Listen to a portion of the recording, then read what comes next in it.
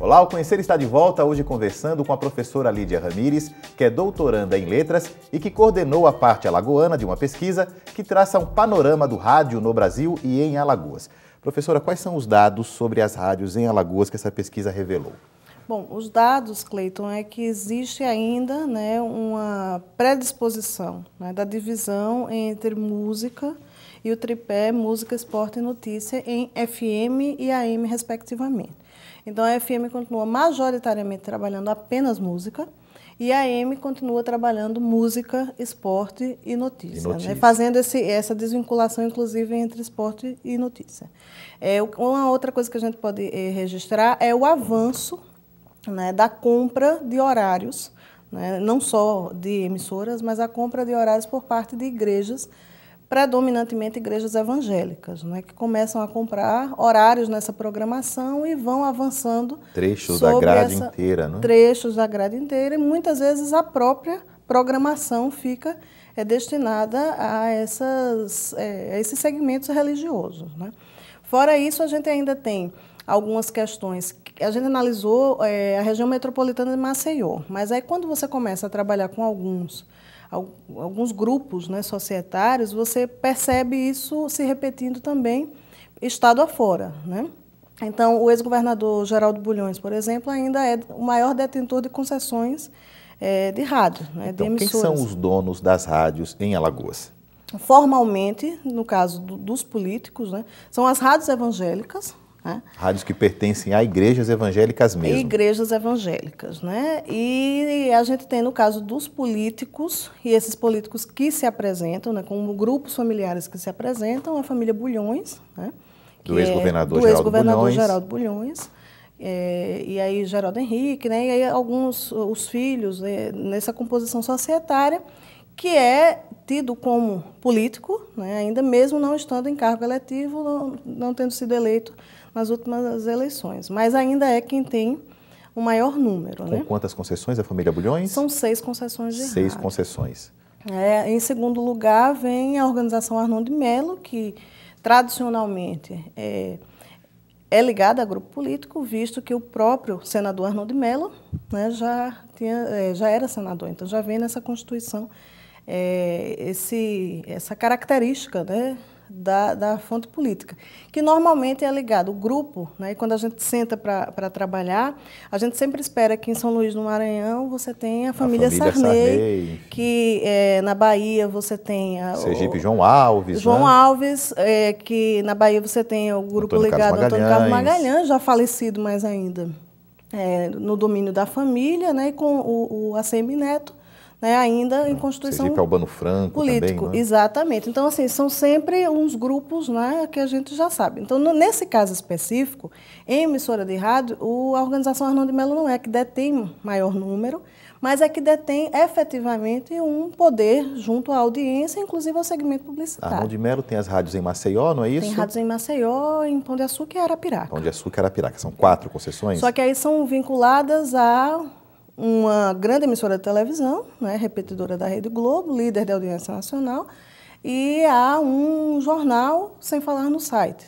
E lembrando que eles trabalham nos 2 canais, em AM e FM. Então, trabalham também com o conteúdo jornalístico e trabalham com essa questão musical. É bom ressaltar que uma pesquisa recente de 3 anos, é a mais recente delas, o rádio detém, daquela verba que passa por agências publicitárias, apenas 4%. 4%, quer dizer, para o anunciante continua sendo muito pequeno o investimento em rádio ainda. Pois é, o investimento é pequeno e é barato. Anunciar em rádio ainda é muito barato. Mas isso daí não consegue, você não consegue vislumbrar, Cleiton, o poder que esse veículo tem, que continua tendo. Ontem eu ouvi uma palestra do presidente da ABERT e ele dizia o rádio dentro do carro não tem nenhum concorrente. Você tem hoje em dia alguns carros que têm televisão, mas com uma restrição legal. O rádio não tem essa concorrência. Ele ainda impera absoluto em certos segmentos. Isso, quem gosta de rádio e que está assistindo a gente vai entender muito bem. É fiel àquela emissora e àquele leva rádio para radialista todo lado. Então, assim, o rádio lhe acompanha na cozinha, lhe acompanha no banheiro, lhe acompanha no quarto, lhe acompanha na sala, vai com você ao jogo de futebol. né? O rádio vai com você à praia. Então, é algo que fideliza, mas que a gente tem perdido, assim, enquanto veículo, muito, né, em relação a novas tecnologias que somam. Então, até esse ponto, e voltando para a política, né, esse domínio ele é muito mais.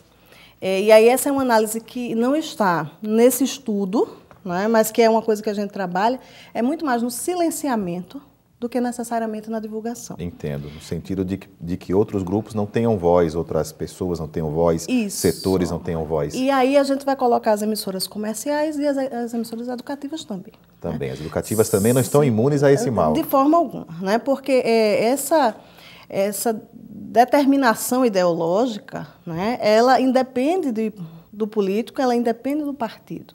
Né? Ela depende necessariamente do ter ou não acesso à informação. Então, eu posso tranquilamente falar aqui de nomes, né, quando em outras emissoras eu não vou poder falar. Né? Então, a gente sabe que existem algumas agendas, né, que não são divulgadas. Quer dizer, o não dito é mais importante do que o dito em certos conceitos. O não dito ele é muito mais perigoso. Não é à toa que se trabalhou tanto censura. Né? Só para a gente encerrar esses dados, quantas rádios nós temos hoje em Maceió, digamos? 23. 23 rádios. 23 concessões de rádio entre a AM e FM Entre a na AM e região FM. metropolitana. Algumas com transmissores fora da capital, efetivamente, né? Por exemplo, em Rio Largo, em Marechal Deodoro, né? Mas que contabilizam essa questão. Né? Todas ativas? Todas ativas, mas aí eu vou colocar pelo menos 5 que vão e vêm no dial, né? Que elas funcionam e não funcionam, e por muitas vezes questões técnicas ou falta de investimento. Existe algum controle sobre essas rádios que não estão ativas, que têm a concessão e não funcionam? Como é que funciona isso? Olha, essa é uma verificação da Anatel, né? Que tem que ser feita, e aí periodicamente, eu não sei exatamente em que período, porque isso não é divulgado, eles fazem um levantamento de como é que elas estão. Né? Mas uma pesquisa como essa, inclusive, atualiza dados que a Anatel não tem ainda atuais. Se Né? nem a Anatel tem, fica muito complicado fazer esse controle, não é? Fica complicado. Vamos fazer mais um break. Daqui a pouco a gente volta com mais um pouco da professora Lídia, falando sobre essa pesquisa que traçou um panorama do rádio no Brasil e em Alagoas. O Conhecer volta já.